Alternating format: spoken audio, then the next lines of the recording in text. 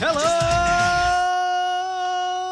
wrestling fans, and welcome once again to a very special Squared Circle edition of the Party of One podcast, the actual play RPG podcast where the gaming table is always set for two. That's right, welcome once again to the Party of One WrestleMania Spectacular. I'm your host as always, Jeff Stormer, and this week on the show I am joined by Jonathan Sims for a game of Big Fight Feel set in the MacGuffin & Co. micro setting of Primetime Colosseum. Let's break all of that down just one piece at a time, shall we? Johnny is one half of MacGuffin & Co., a narrative tabletop game company alongside Sasha Sienna. MacGuffin & Co. is currently kickstarting Odd Jobs, a collection of odd job-based micro settings. Micro settings are, Johnny explains a little better in the episode, but pre-written, sketched-out settings for short-form, 3 to 4 session runs in your favorite tabletop role-playing game. They are completely system-neutral, but they come with characters, locations, threats, and secrets. They cover a wide range of things from psychedelic steampunk train heists to Atlantis City, which is exactly what it sounds like. It is an undersea casino in the great sunken city of Atlantis, to the setting that we're playing in today, Primetime Colosseum. Primetime Colosseum is a micro setting that is directly chasing after my heart. It is reading directly from the Kickstarter. Blood on the sand, the roar of the crowd, honor and glory, all these could be yours, except that the Crimson Centurion is supposed to chop your head off in the next match. Uncle Gaius says your rivalry needs some more heat, so he scripted a brutal beheading. Ugh, reviving from decapitation is the worst. When you signed up to be a gladiator, this wasn't quite what you imagined, but you haven't given up your dreams just yet. One of these days, you'll hit the big time. It is Pro Wrestling Gladiators, and I could not be more excited. I loved reading Primetime Colosseum. It is so much fun. It is such a good setting, and it kind of embodies the absolute best of what Odd Jobs has to offer in terms of these bright, beautiful, odd, colorful worlds that, are perfect to just kind of hop into. Odd Jobs is currently on Kickstarter. They've already funded. They've already started hitting stretch goals. But I do want you to go and back the game and get your copy of it, because I want you to not only get the core book, but to get all of the cool stretch goal books, including Atlantis City material written by friend of the show, Brandon Leon Gambetta. The book rules, and I cannot wait for you to experience it. You can find more information about the Odd Jobs Kickstarter in the show notes. The game that we're playing is Big Fight Feel by me. We've played it on the show before. It is a game about legendary pro wrestling rivalries, about that moment after a big match has started when the crowd goes silent and it's just the face and the heel staring at each other and it feels like time stands still. It is a series of interesting questions. It is a game based on In the Air Tonight by Austin Ramsey. It is a game that I love, and I was so beyond excited. I was over the moon at the idea of using this particular game to explore the world of Primetime Colosseum, and I could not be happier with the way the episode shook out. You can buy a copy of Big Fight Feel at jeffstormer.itch.io, or you can check the show notes for information, but honestly, if you're going to pick between the two, I'd rather you go back to Kickstarter, because that has a time limit, and Big Fight Feel is always here. It's kind of a done product. Now, before we dive in, as this is our traditional wrestling episode, I do have one quick announcement that I want to make, and that is, coming soon to the Party of One podcast feed, a once-in-a-lifetime actual play wrestling event. 30 competitors from across the 6-year history of Party of One, squaring off in one massive battle royale for a once-in-a-lifetime shot at the Party of One World Championship, which is in fact a very real thing that Riley Hopkins had commissioned for me, and I love it a whole lot. That's right, wrestling fans, get ready for the Party of One 30 for 300 Royal Rumble. Party of One, episode 300. Stay tuned. And with that, let's throw it over to me in the past so that he can get started with the show. Take it past me. Thanks, future me. This week, I am so beyond excited to be sitting down with Jonathan Sims. Johnny, thank you so much for coming on Party of One. I am very excited to be here. Thank you for inviting me. I cannot wait. I've been waiting to say this on mic. I've been looking forward to this game in this setting for, when did we start talking about this? 2-3 weeks ago? A little while ago. I remember when you put forward Big Fight Feel for this, and I was reading the game and I was like, oh no, this is the system. This is, I know we say, oh, these are all system agnostic. You can play them or whatever. No, This is the system. I'm so excited about it. I literally, like, because you sent me over, so we'll talk about what we're doing in a minute, but just to continue gushing for my own sake, you sent me over the list of pitches of, like, 1-sentence pitches of all the settings, and I was like, okay, that one's cool, that's big fight feel. Otherwise, and then I'm like reading through, and I'm like, Yep. and I walked up to my wife, and I was like, this is what I think we're gonna do with this game, and it's gonna be great. So speaking of micro settings and the things that we're doing, why don't you take a moment to let the lovely listeners Did at I home... mention micro settings? Yeah. Something about that, yeah. Myself and Sasha Sienna, we run a company called MacGuffin & Co. And one of the things that we've been putting out over the last year are micro settings. The idea behind this being that most RPGs either go with the idea that, here's a huge expansive setting that's going to take you like a year, 2 years to run through this mega campaign that takes you all over this world. Or it's just like a one-shot that's like, let's have a really cool, intense one-shot, like, and then, burn the setting, burn the characters, we're done.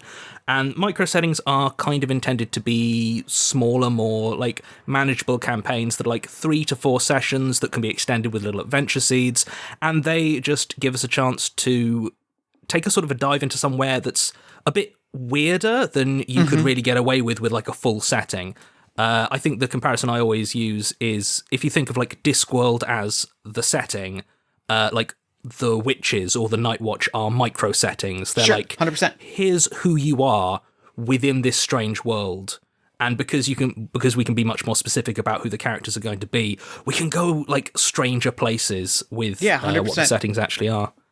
And we are currently kickstarting a collection of our first 10 micro settings, plus 1 or 2 bonuses if the stretch goals are met, which we are incredibly excited about. The collection's called Odd Jobs, because it turns out they're all about just you being in weird professions.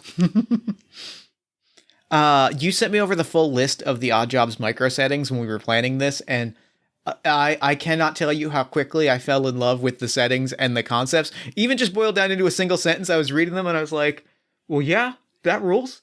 That, like, I want to, and then, like, you sent me over a few of them in full, and this is my opportunity to, since we're not playing it today, I want to rave about one of the other settings.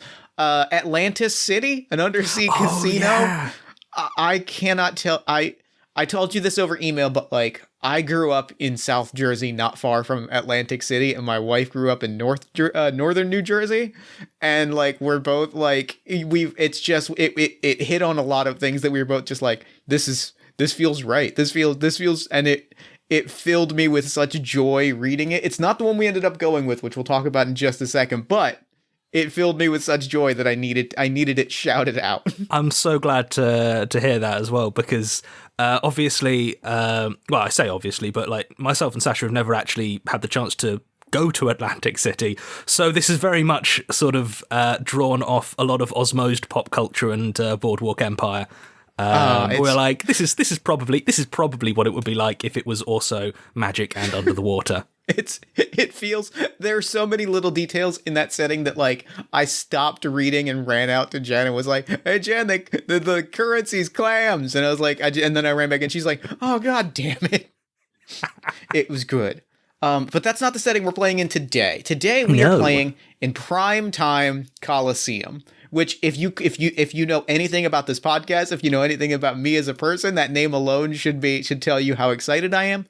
But Johnny, tell us a little bit. Give us the elevator pitch, the flyover pitch for what we're doing today with Primetime Colosseum. So it's ancient Rome, but there's magic and monsters, and it's a bit more fantastical than normal. But that's not really what we're dealing with. What we're dealing with is gladiators. Now, obviously, no one officially would say that gladiator fights are scripted. But like you get rivalries, the Crimson Centurion versus Queen Stabica, it gets a lot of heat. And yeah, it's basically Roman gladiator pro wrestling. Sold. You got me. And there's like the idea being that there are magical healing and revival potions, but they're quite expensive, so your lethal matches tend to be your headliners. Sure. And you've got, all sorts of weird gimmick matches where, like, they're sending 5 gladiators up against a manticore or something like that. And yeah, so it's all set. You are a mid-tier ludus or gladiator school that unexpectedly hits the big time at the Circus Maximus.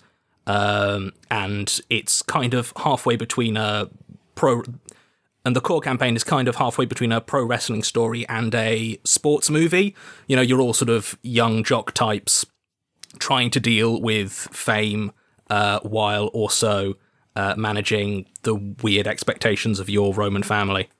There's so, like, it is, I frankly don't appreciate the level of, like, specific Jeff Stormer hooks that you have put into one micro setting. Because I was reading, like, you gave me the pitch of, like, Roman gladiators and pro wrestling, and I was like, all right, well, I don't appreciate, I feel called out right now. And then I started reading, and, like, the sports movie angle came through, and I was like, I super don't appreciate this. This is a direct attack against me and what I believe as a person.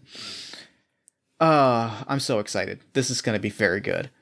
So to play in Primetime Colosseum today, we are playing Big Fight Feel, which we've played before on the show. It is an RPG of marquee matches and long-time rivalries. It is, I'm just going to read the intro text because I think it does a good job of telling what the story is, and then we'll talk about the mechanics, and then we'll do our world building and we'll dive in. At last it has come down to this. 2 wrestlers in the middle of the ring. The referee rings the bell. For a moment, the crowd goes silent as the 2 competitors face each other, taking in the moment. Tonight, your rivalry ends. All of the history, the heartbreak, and the hatred comes to a head right now. There will be blood, there will be violence, and at the end of this, there will be a winner and a loser. But before then, there is silence. This is an RPG for 2 players, and together we will capture a moment in time, exploring the history and tension in the air at the start of a legendary fight between longtime rivals. One of us will play the face, the hero, the beloved, the technico. The crowd loves you, they shower you in cheers when you enter the ring, and they want nothing more than to see you win. And the other will play the heel, the villain, the monster, the rudo. The crowd despises you, boos and trash rain down as you enter. If you win tonight, there might well be a goddamn riot in the streets. Okay. All right. Very excited. So the first question is which of us should play the face and which of us should play the heel? Ooh. I don't know, I'm in a bit of a heel mood. I don't know, what are your feelings? I think I played the heel last time I played Big Fight Feel, so that feels good. I'm excited about this. Yeah. Plus, I've got a British accent, and I believe a lot of your audience are American, so that'll map to their vocal associations. Every Gladiator movie I've ever seen casts you as the villain, so that tracks. Good. So basically what's going to happen in the game is we've got a list of 16 questions, half of which are marked for the face and half of which are marked for the heel. We will go through these questions in any order. We will answer them, and they will tell us the backstage and the on screen, or in this case, in the pit story of this rivalry that we have. We will fill out like what has happened to bring us to this moment, and then once we've done that, we have 3 final questions to tell us what actually happens in the match, which is kind of the least important part of the game.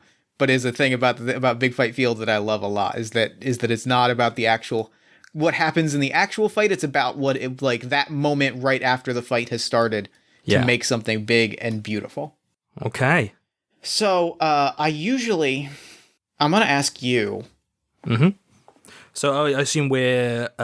So I'm sorry. I'm just looking at the document here. So if it says face, I would ask you the question. Yes, and then I would give the answer, and then likewise, perfect. I will, and then we'll kind of go through and answer them. So, would you like to answer a question first or ask a question first? I'll answer a question first, I think. Okay, so the first question that I'm going to ask you, I want to ask you. I usually save this. I think I'm going to say I usually save the question of what is your gimmick and what are you fighting for till closer to the end when we have a clearer idea. I'm fighting the urge to ask that very early to immediately ground us in some of the more fantastical elements. But I think what I'm going to ask instead is what is your greatest strength? Because I think that gets at a similar thing while giving us some space to throw out ideas and build on things. Okay, so right, my greatest strength is probably my voice. So my Gladiator has this huge, at once both commanding and sneering voice that like rings out throughout the Colosseum, and they generally have they'll generally make it so that it's a little bit magically amplified, but my voice like really carries with that amplification, and the crowd absolutely hates it. I get the visual, like the visual that I get is like that magical amplification is like partially so people can hear it in the stands, but even more so than that, there's this effect that carries with it where it just like crawls down your spine. Like Absolutely. You just hear it and it just you tense up. It nails on a chalkboard, like gets you angry, which, like, you know, I mean, granted, we are scripting the results of this fight, so like backstage, it's not gonna matter. But like in the reality of the fight that we're presenting, there's a magical element to that of your voice is physically like discomforting and putting off guard. Like that's really cool. That is extremely good. Okay, so I have to ask you a question marked with face. Yes. Okay. Well, I'm going to ask it. I'm going to I'm going to give into the temptation that you resisted, and I'm going to ask, what is your gimmick, and what are you fighting for tonight? My gimmick is, I'm Icarus Jr. I am brilliant. My gimmick is that I am the son of Icarus. I am fighting to restore the glory of my family name. I have these beautiful, they're not wax wings, they're these beautiful metal, like kind of like gadget punky, like that sort of like techie, like Magitech style, like tech wings that you would see in like a Roman fantasy, absolutely, like aesthetic. And they're these big wings that I wear on this harness, a little bit like Hawkman-esque. Absolutely. Do they? I like they start the fight furled, and then at like a key moment, they'll just like when you're down for the first time, they just spring out, and then they they swoop, and I jump to my feet. Like it's the centerpiece of my performance is like, absolutely. And what I am fighting for is I am fighting to my family name, the name of my father will forever be marked with like flying too close to the sun with hubris. I am going to redeem that because I am going to achieve what my father never could, whether it means literally flying to the sun or simply becoming the greatest warrior that the gladiator pits have ever seen. Fantastic. I'm going to ask you. So following up on that, what do I have that you want more than anything? Oh, I think I'm going to go super personal with this. Mm-hmm. So I think that we're actually from different Luduses. These two characters are not characters that generally face off. But, so, like, I will have been adopted by the Helvinia family, and I'm part of the Helvinia Harpies, like a local Ludus. But I think that my birth father actually supports your Ludus and follows you, and you are his favourite gladiator. I don't even know that if he knows that I actually perform, but I know, and you have just this. You have a fan in my father, which I don't have. I love that. Like we see your father in the ring. Yeah, cheering for you. It's a piece of merchandise that people will buy is like these like little like not like little leather wing sets that they will wear. Absolutely. Or even goofier. It's like a little hat that you put on and it's got the wings on it. And you just wear it, and we see your dad wearing the wing hat. That's fantastic. Oh, that's beautiful. I love that so much. All right, give me a question. Okay. Why is tonight the only night this match can happen? Tonight is the only night that this match can happen because the Ludus that you're a part of, or the Ludus that one of us is a part of. I'm not certain which it is. I think I lean it towards yours because, well, but then again, your father. So the answer is, and then I think that I want to ask both of us what we think. Sure. Is that one of our ludi is like leaving, is like not like leaving, like not like dissolving or anything, but is like a traveling circus type feel. Or it might be that while the stable's been like bought by some investor in Pompeii that's moving all the stable of gladiators been, they've all been some deals been worked out with the families, and they're all shifting down to Pompeii to try and like build up the gladiator scene there. I think there's a real hotbed of potential in Pompeii is really what it is. Absolutely, and I think it's probably I think it is probably Miludus that's leaving. This is why it's such a big crossover series of gladiator trials, because it's very much it's the goodbye to Rome for the Helvinia Harpies.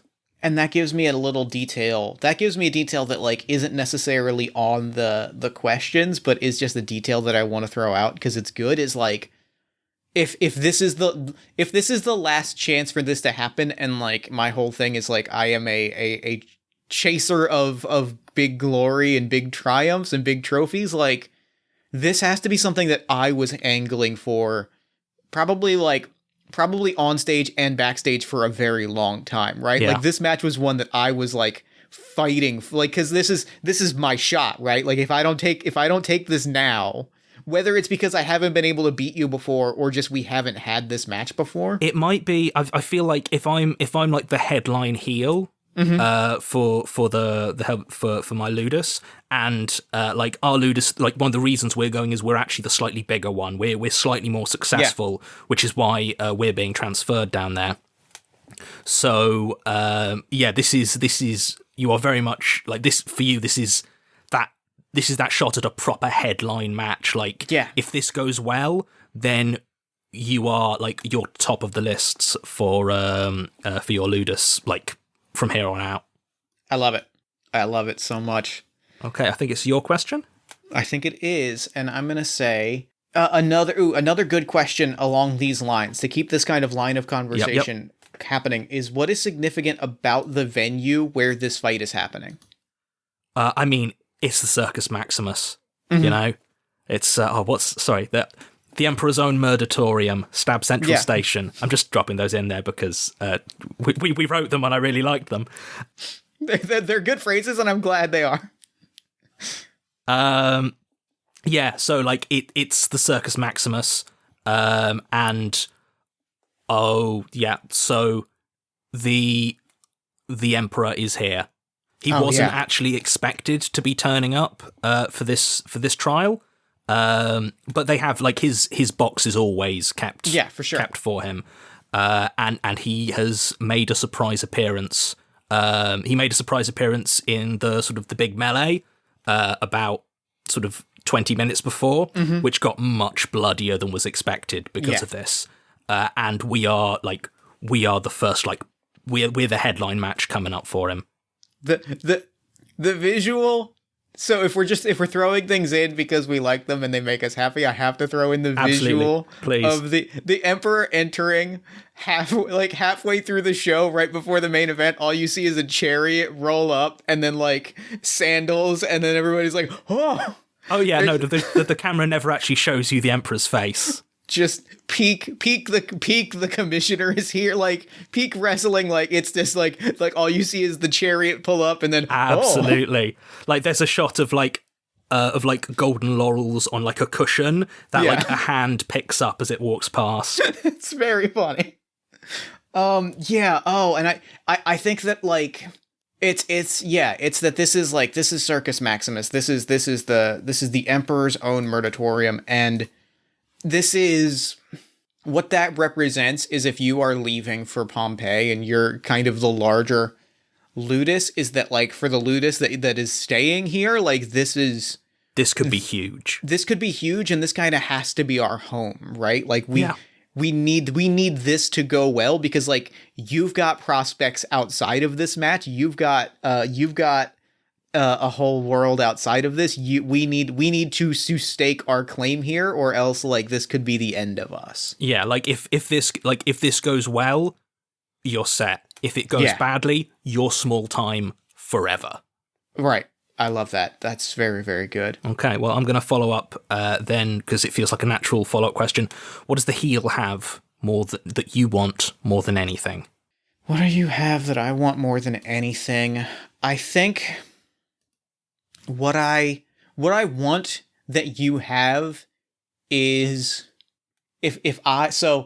leaning hard on the last question and also the father angle, you have the Emperor's favor, right? Like this is, and that means that the Circus Maximus is this is your house. So in a manner of speaking, you have Circus Maximus to the point where your Ludus, the people that run your Ludus, the people that made this deal, they were able to kind of be yeah, we can send off the harpies to wherever we want them to go, right? Yeah. They have staying power. If it doesn't work out in Pompeii, if Pompeii goes up in smoke, then for some reason, who could say why? I the second you said Pompeii, the pun started formulating in my head. If Pompeii doesn't work out, we can always just bring them back. They can just come back and have their big triumphant comeback. I mean, what can I say? I hear Pompeii's I hear Pompeii's really, really hot right now. It's I think that the arrival of the harpies might make Pompeii blow up. I think it's going to be earth shattering. All right, we could be here all day. Can't wait for our explosive debut. All right. Well, that's what we're here for. Emotions and dad jokes. That's what we're here. That's the brand, frankly. That's where the magic happens. Yeah, so what you have is quite literally you have this, right? You have the Emperor, you have Circus Maximus. If you're going to go and you're going to be super famous somewhere else. I feel like I'm probably just this pop culture, because I'm a heel, so I'm a kind of a pop culture hate figure. Mm-hmm. I'm like Lex Luthor or the Joker, level. Everyone knows and kind of loves to hate this character, mm-hmm. Including the Emperor. I feel like, oh yes, sorry, I've just figured out exactly what the gimmick is. Good, because that's going to be my next question. Yeah, brilliant. Well, in which case I'll wait for it. God, yeah, that's perfect. I love that. So which brings me, you just mentioned it, so I want to throw the question to you. What is your gimmick and what are you fighting for tonight? So I am the Bloody Druid, which is a very, very broad stereotype of a Britannia druid. So mm-hmm. Obsessed with death and mud and I probably take a rabbit in and read the entrails in a really just gross out way right up top, which plays into all of Rome's stereotypes about what Britons are like. And then backstage, the detail I'm throwing out is backstage the healer heals up the rabbit, and you two just have a great working relationship. Oh yeah, no, absolutely. I think probably he keeps a small stash of revival potions for the rabbit. And honestly, the rabbit's a real pro. Yeah, Marcus, he's every time. It's just a really good. Went through a couple of there was a crow that the Bloody Druid used for a while, but there just was no real chemistry there. Yeah. But Marcus the rabbit, it's been a few years now, and it's just a really comfortable performing relationship. And yeah, so the Bloody Druid is very much the Emperor has used him in speeches. So there's a lot of weird stereotyping going on there. Mm-hmm. And yeah, so it's all, and I think I probably have some there's probably a lot of earth-based stuff. I've got some low-key magic going on, mm-hmm. which is officially, of course, outlawed in the ring. But as a heel, you can never know. Right. You can never know what sort of weird thing the Bloody Druid is going to get up to. I love it. That's very, very good, and that feels like such a natural it feels like our showdown was such a natural thing, right? Like the second that they kind of like planned this crossover, that like putting us together as sort of the eager to prove himself big sort of like, for lack of a better way to put it, like the monster hunter against the bloody druid. Absolutely, feels like it's just the sort of the, like I'll definitely have like grown, and like I'm probably only about like mid-20s, so it's taken me a long time to grow a big matted beard. Yeah. But yeah, so you're very like clean and shiny with these metal wings, and I'm sort of mud caked in what my scriptor assumes a druidic robe looks like, which is basically a toga but a bit grubby. I love it. All right, so give me my next question. Okay. Let's keep going with building out our characters. What's your greatest strength?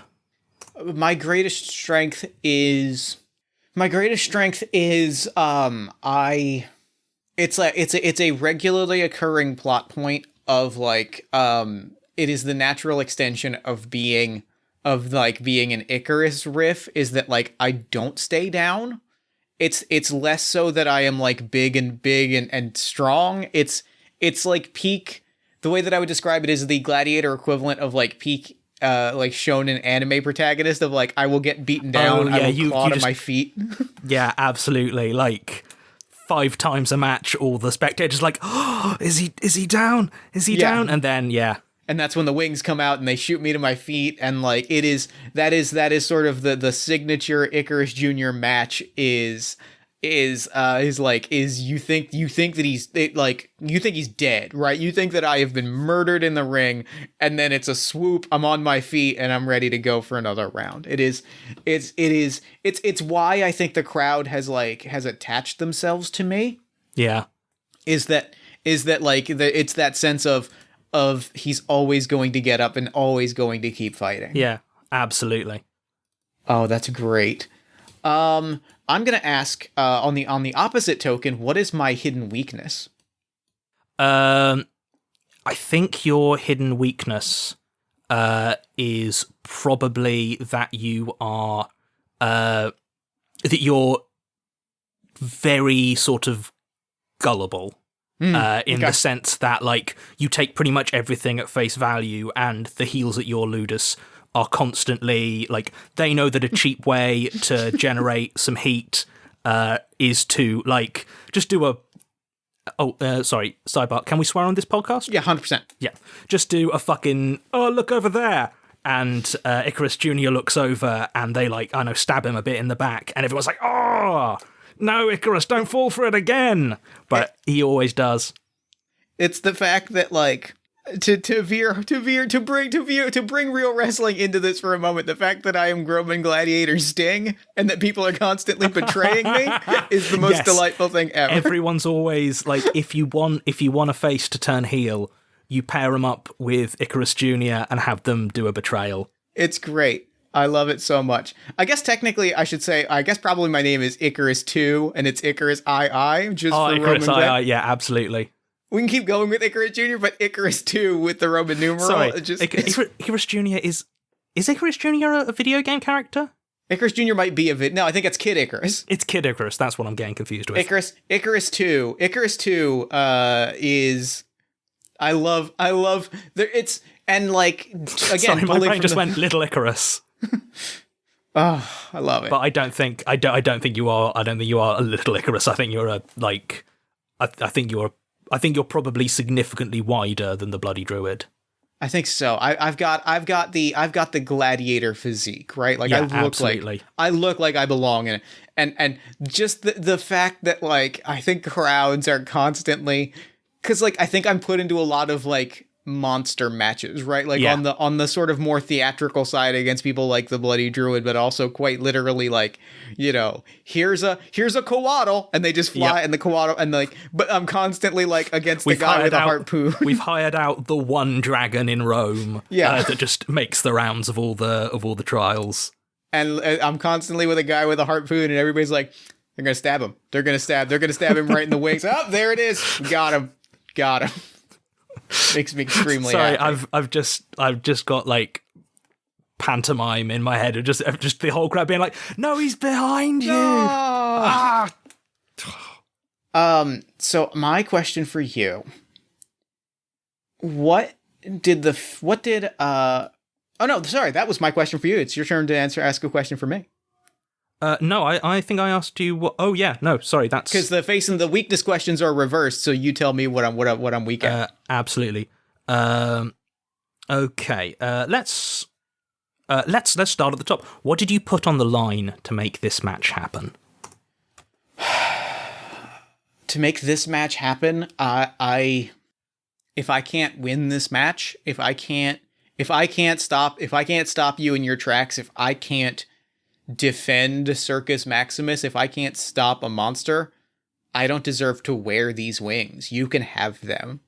Like my wings and my very identity are on the line. This is a proper everything on the line match of if I can't rise to this occasion, if I truly have flown too close to the sun in challenging the bloody druid, then everything that I have fought for in this ring is a sham. I am no different than my father before me, and I have to take these wings off and melt them down into nothing.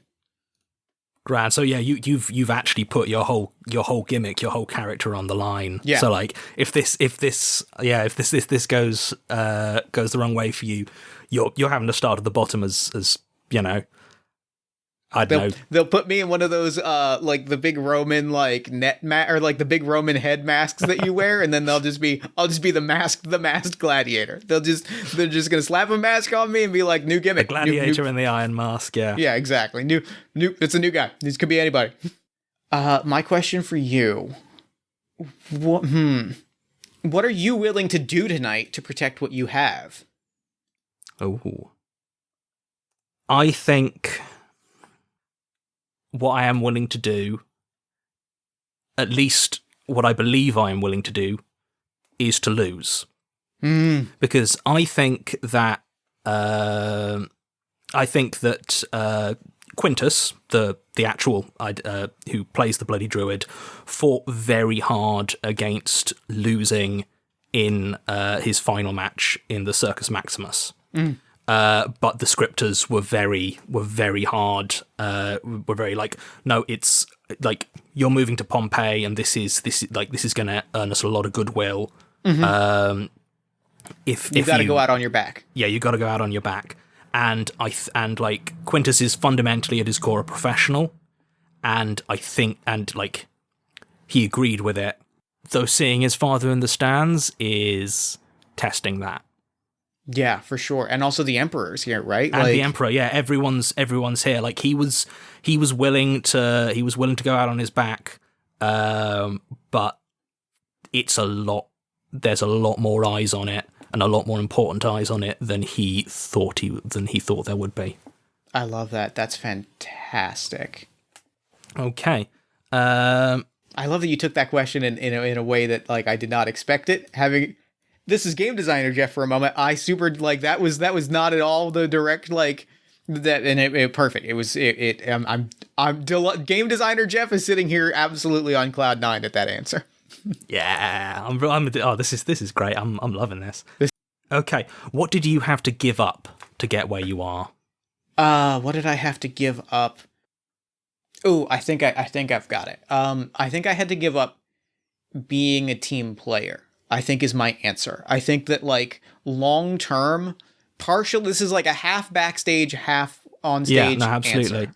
It's like I had to give up as a performer.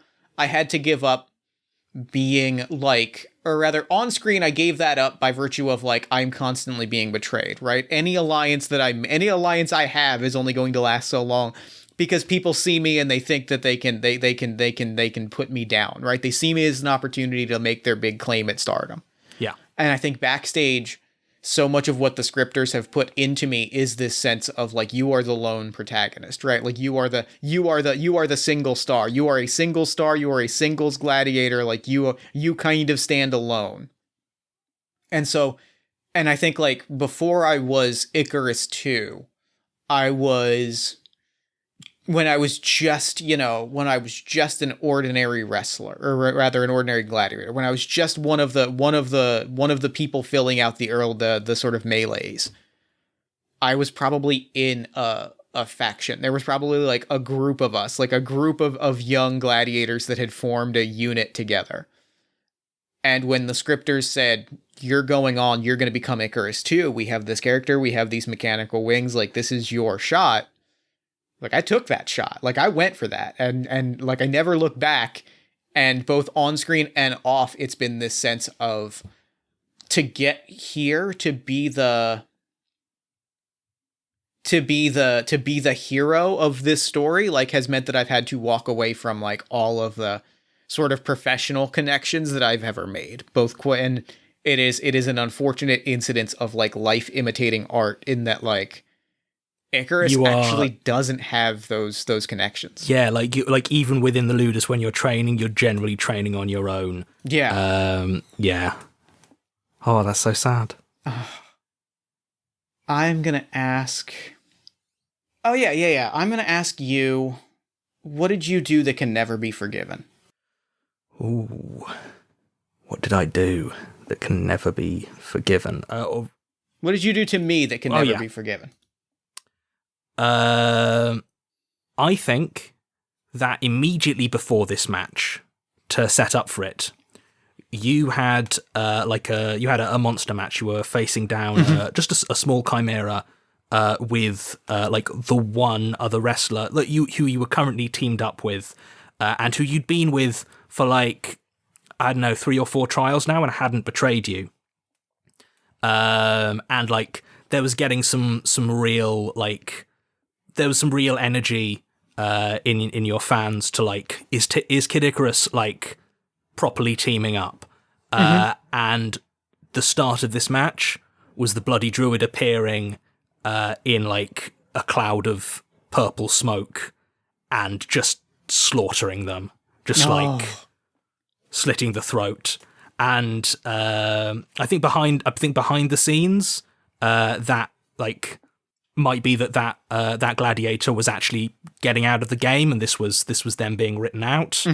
But in ring, the bloody druid has now like killed the closest thing you ever had to an actual proper friend. Oh my god, that is heartbreaking. I think out of the ring, I think Quintus probably just blanked you. I think like you probably came up before the trials to like, and we were like. Hey, I'm a really big fan. I can't wait to like have our match. Like really looking forward to really getting in there. And I think that Quintus the Bloody Druid, knowing who you were, knowing that his dad is super into like you and your career, and knowing that he was the bigger deal. Absolutely knew that the harshest thing he could do was to just blank you and be like, yeah, I suppose. Oh, you big timed me. I big timed you. I can't believe you big timed me. I big timed you. I can't believe that. That's so rude.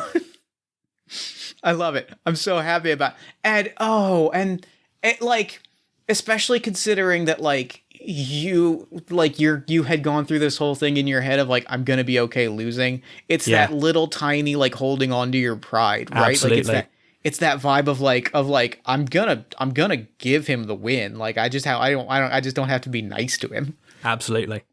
Oh my god, that's so good. All right, it is your question. Okay. Yeah, what is the heel's hidden weakness? What's the Bloody Druid's hidden weakness? The heel's hidden weakness. The Bloody Druid's hidden weakness is it's all smoke and mirrors. It is quite literally like, if you can get past the magic, if you can maneuver your way, and it's hard, right? It's tough because the magic is it's forbidden, and therefore like no one is coming into the fight with it. But it is that. Yeah, the bloody druid definitely like is constantly like just slightly hexing the referee. Yeah. So the referee is like just kind of zoned out. And everyone's like, no, stop, he's using magic. He's using magic. You gotta do this. Ref sucks. Yeah, I love that. And it's that, but like, if you can get past that, if you can either brute force your way past the magic, right? Like push through the magical barriers and the vines around your ankles, if you can rip them out of the ground, then like you can get in one good clean shot and take out the bloody druid. Or if you can simply like acclimate yourself in like a way that like, okay, cool, the ground underneath my feet is now shifting into some sort of quicksand. I just have to like move lightly. Yeah. Like there's kind of the two ways to go, but like you have to address that magic. And if you can, there's not a real fight here. Like if you can get past it. I also think that like the bloody druid's like is very gangly. Like so there's the thing that he doesn't tend to like, he's only got his like little like ritual knife or like, you know, like I don't the Romans just assume that druids use a little ritual knife, and it's very sharp, but it's quite small.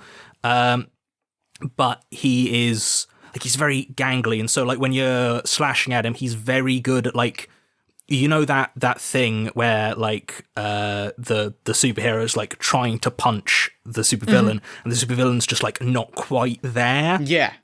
So I think he does that a lot as well. Like he doesn't do a lot of direct attacks. It's all just like attrition and like, you know, I think a lot of his stuff is actually mundane, like just mundane performance stuff, but it comes across like the way he moves feels unnatural. Yeah, I love that. I love that, and it's if you're good enough to get past that, you're fine. But yeah, like, one solid hit will lay the bloody druid out. But no one is good enough to get past that. It's getting that hit.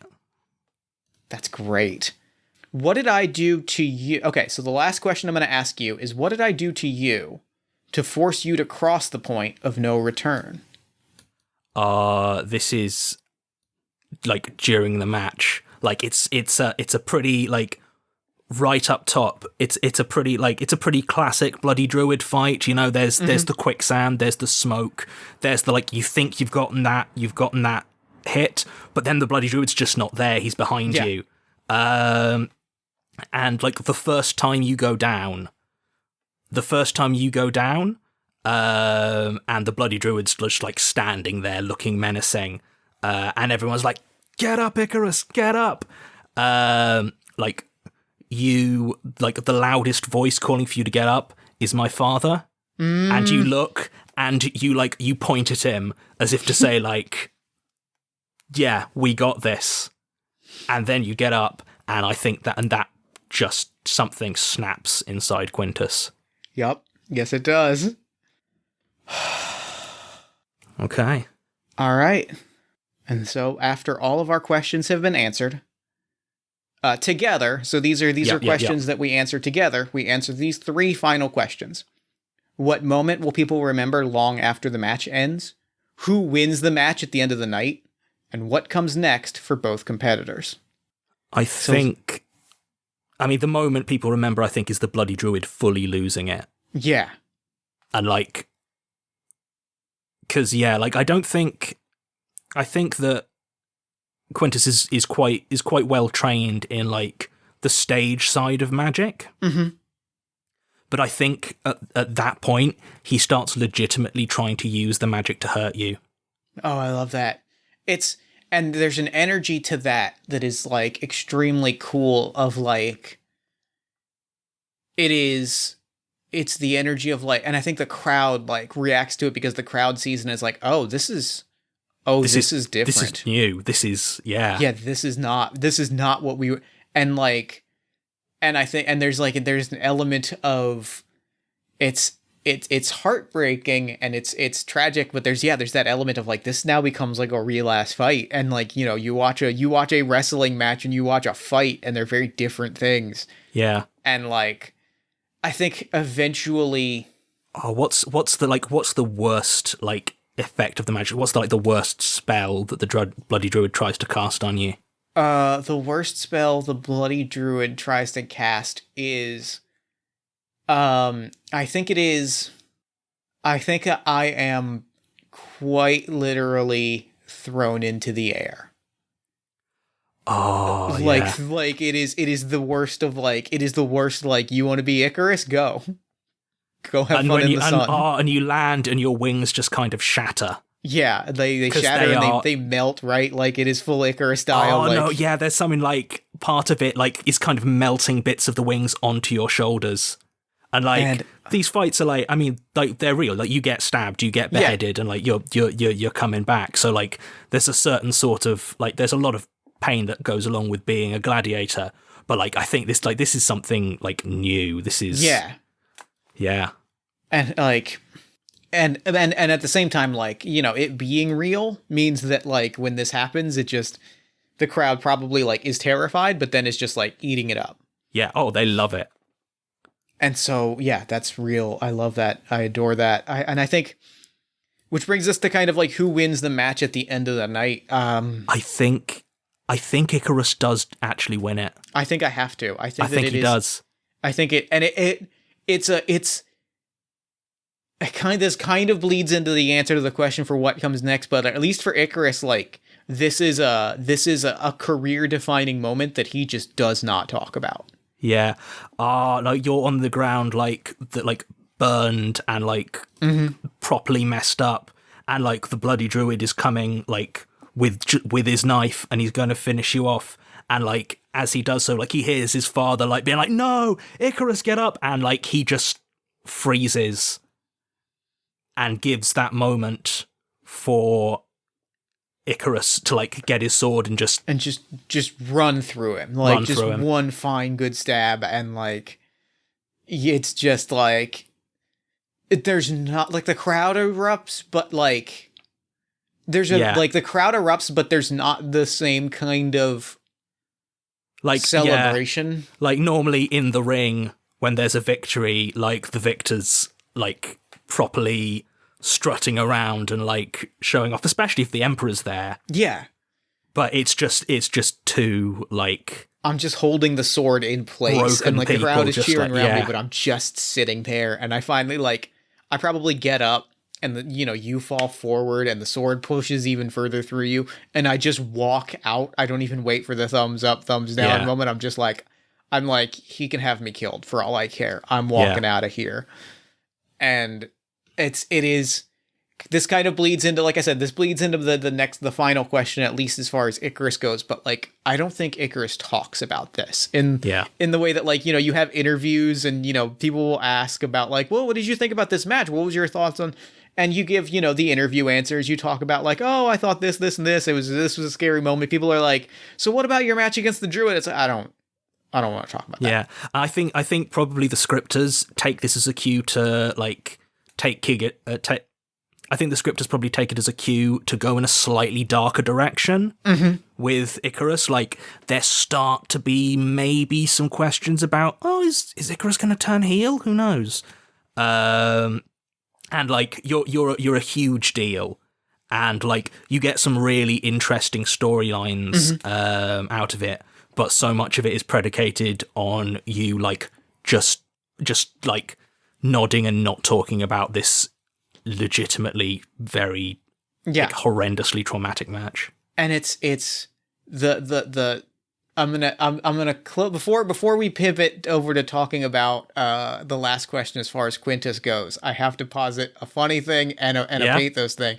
The funny thing is that I think that we had mentioned Sting earlier. I think I turned into Crow Sting, where it's a lot of, like, I appear standing somewhere and I'm pointing a sword at someone, and then I walk off in silence, and they're like, he's here. But and I love so much that vibe of like this is they're like, and it's almost out of necessity, right? They probably you know, they might try to be like, we're gonna write, like, a classic Icarus thing, and Icarus is like, it just doesn't land anymore. Like, they'll try it a couple of times, but like you have changed. The magic of it, the magical detail of it is, like, there's always, it's not burns, but, like, there's always, like, a gold, like, the sort of the pattern of, like, where the wings were burned is, like, always a golden sheen on, like, parts of my shoulders. Yeah, absolutely. And, like, and the fans, like, this fight is so, like, infamous that there's no way the fans just don't accept you coming back with your pristine wings as they were. Like the prop guys have to, so the prop department has to make it so that they're just a little bit more burnt, a little bit charred, a little bit. And you see, like, it's purely magic. It is the after effect of the magical spell, but like I have wing tattoos on my shoulders, onto my pecs a little bit of like the remnants of where the metal melted and burned onto me is like has formed into these beautiful intricate wing tattoos that like even when I take off the wing pack, it's like they're just there. Yeah, and it's like it's super cool, but I think outside of your persona, like you always enjoyed being able to like shrug off the costume and like just kind of go out and just be yourself. But now like this is like your in-ring persona is very much scorched into you. Yeah. So what happens to the Druid? What happens to Quintus after this match? I mean, I think from the outside it doesn't look like he's particularly affected. Like, I think, like, the Harpies moved to Pompeii. Like, he continues to be the Bloody Druid. I mean, the Bloody Druid can be cut down as many times as you want. Like, he always comes back. And, like, he continues to have a very successful career for, like, a good few years yet. But I think inside he's gone, like, in terms of his love for the performance and for the industry. Like, it's just, like, he is now all professionalism and just, the heart has kind of gone out of him. And I think gradually over the years, like, people start to be able to tell that, like, the Bloody Druid's just not bringing it anymore. Like, you know, his voice feels much more like a performance than it used to. And, like, and he doesn't go away. Like, you know, fundamentally the Bloody Druid's the Bloody Druid, but, like, he's not headlining anymore. He's a part-timer. He's a part-timer, yeah. And there's a scene that I want to close on. There's a good scene in my head, like a little bit of a heartwarming bow to put on this of, like, I think years down the road, right? Like, kind of toward, like, right at the end of the Druid's career, there's, like, a moment where it's clearly in the Druid's goodbye tour, right? Like, it's clearly at the end of his run. The scripters have put you in a match against, like, an ant, like a walking, like a killer tree, and it's, like, lurching towards you. Yeah. Absolutely. Like, which is, like, just a really tall guy, like, just covered in twigs. Yeah.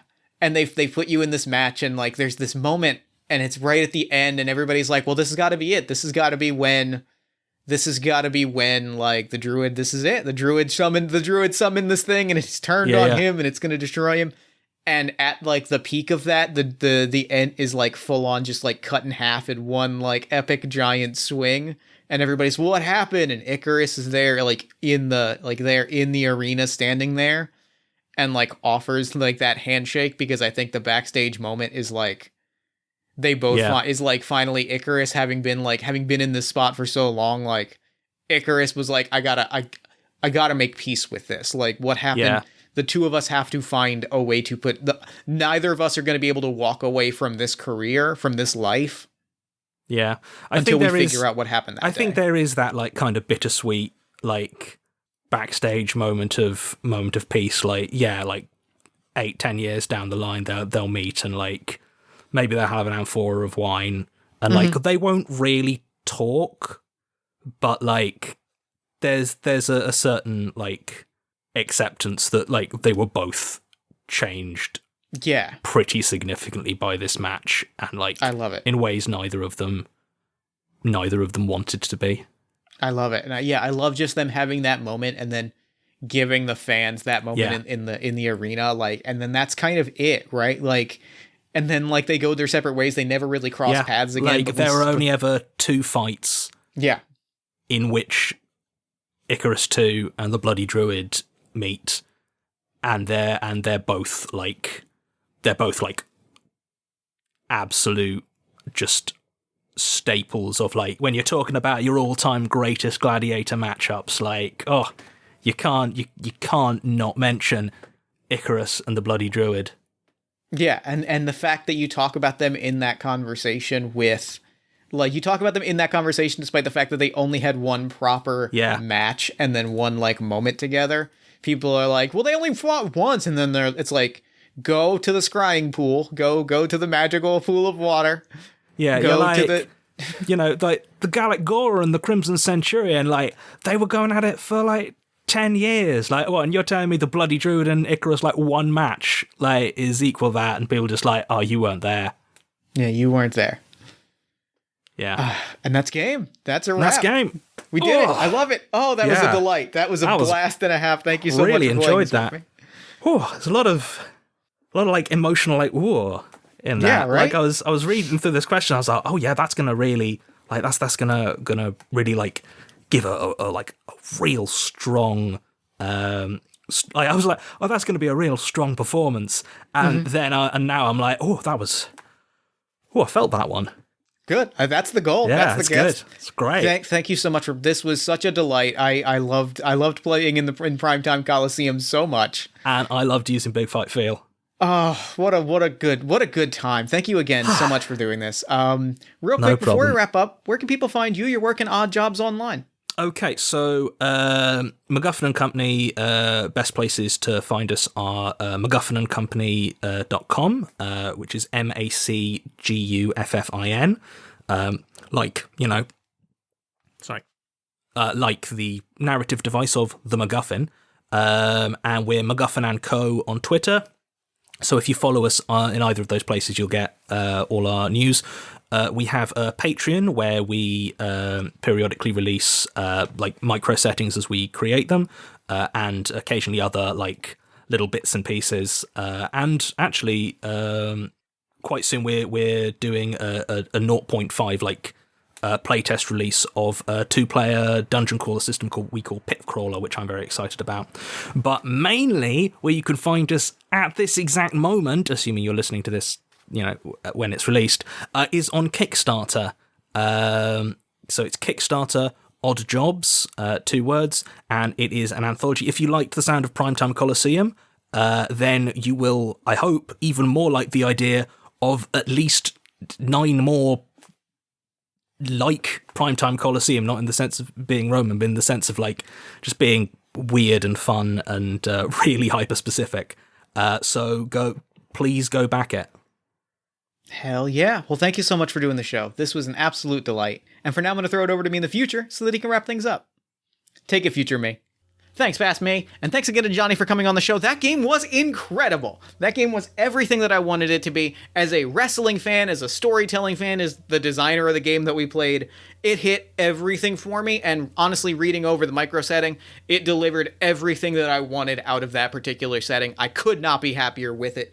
Please go to Kickstarter and back your own copy of Odd Jobs. Get your own copy of Primetime Colosseum, as well as Atlantis City, featuring some additional writing by friend of the show, Brandon Leon Gambetta, as well as just a billion other really cool and interesting settings. Frankly, the thing is amazing. Also, be sure to follow Johnny on Twitter at Johnny Waistcoat. Then while you're on Twitter, follow us at Party of One Pod, like the show on Facebook at facebook.com/partyofonepodcast.